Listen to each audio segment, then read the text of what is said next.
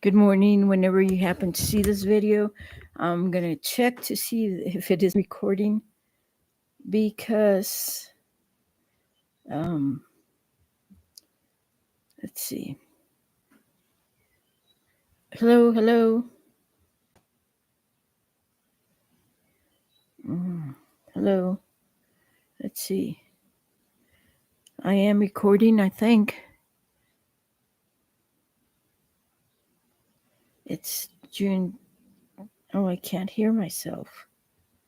Let's see. Let's start again. Oh, there we go.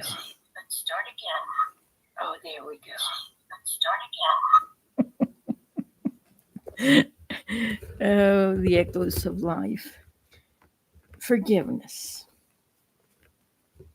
I recorded 2 days ago and there was no sound. I wonder how many times we talk and we're not aware that there's no sound. And so, therefore, others can't listen to us. Anyway, Rising in Love, a philosophy of being by Mr. Bert Hellinger. Bert Hellinger. Forgiveness. Instead of facing a confrontation, forgiveness can be an attempt to cover up and to postpone a conflict instead of finding a resolution. Forgiveness carries particularly bad consequences if the victim releases the guilt party of their guilt, as if this were the victim's right. If there is to be a true reconciliation, the innocent party has not only the right to reparation, but also the duty to demand it.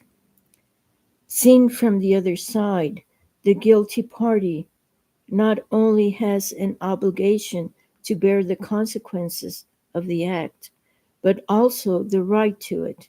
An illustration of this, the second round. A man and a woman fell in love, although both were already married. When the woman became pregnant, they both divorced their partners and entered a new marriage together. The, vic- the woman was childless before, but the man had a little daughter whom he left with her mother. Both felt guilty toward his first wife and his daughter, and their deep desire was that his first wife would forgive them. However, she continued to be angry with them as she and the child had paid a heavy price for their gain. They sought counsel with a friend, and he suggested that they imagine how it would feel if the first wife forgave them both. Then they began to realize that until that point they had both avoided confronting the consequences of their guilt. Their hope and wish for forgiveness was a denial of the dignity and needs of everyone concerned, including themselves.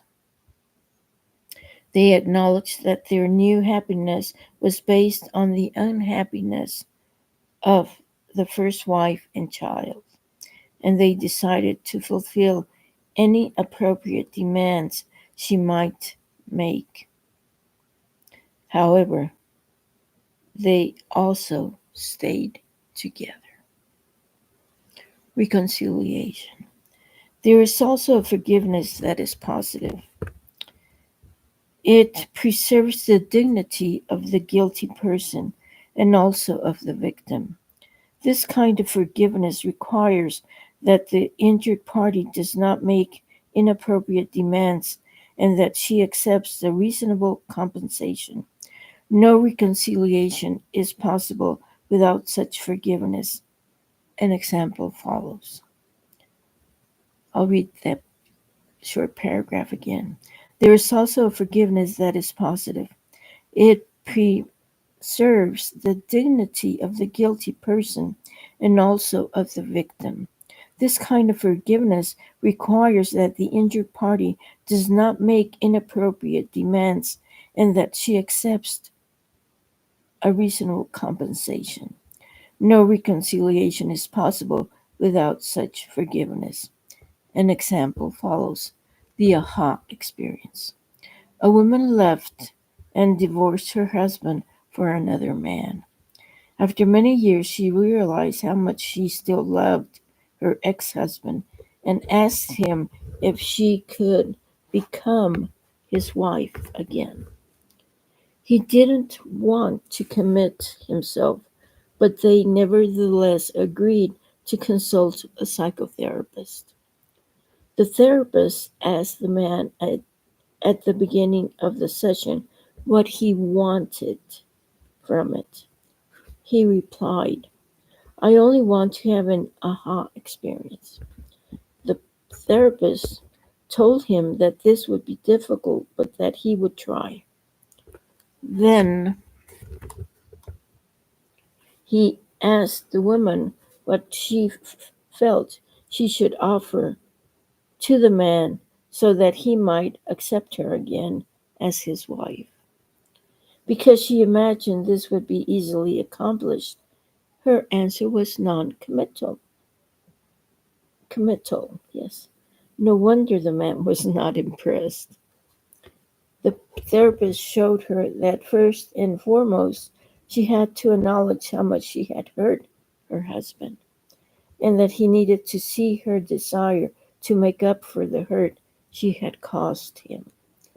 The woman thought for a while, then looked her ex husband in the eye and said, "I am very sorry for what I have done to you.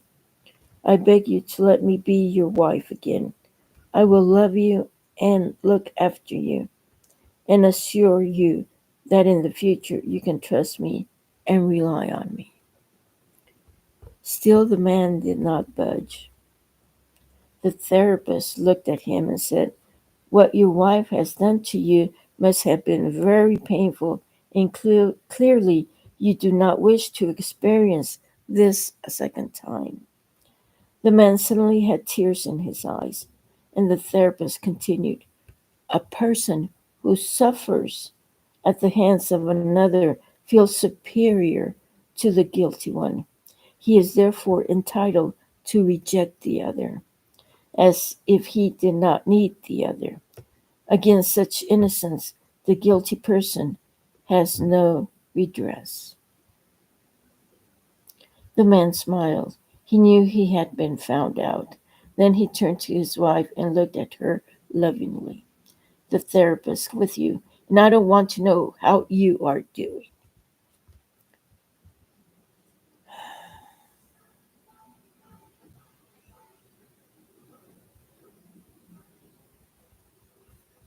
Suffering. When the hurtful action of one partner in a relationship leads to separation, we often see the guilty person as being free and independent. But what if that person had not committed the hurtful action, and he or she wasted away or became ill as a result? When this individual would have the right to feel resentful toward the partner. Let's read it again. Suffering. When the hurtful action of one partner in a relationship leads to separation, we often see the guilty person as being free and independent. But what if that person had not committed the hurtful action, and he or she wasted away or became ill as a result?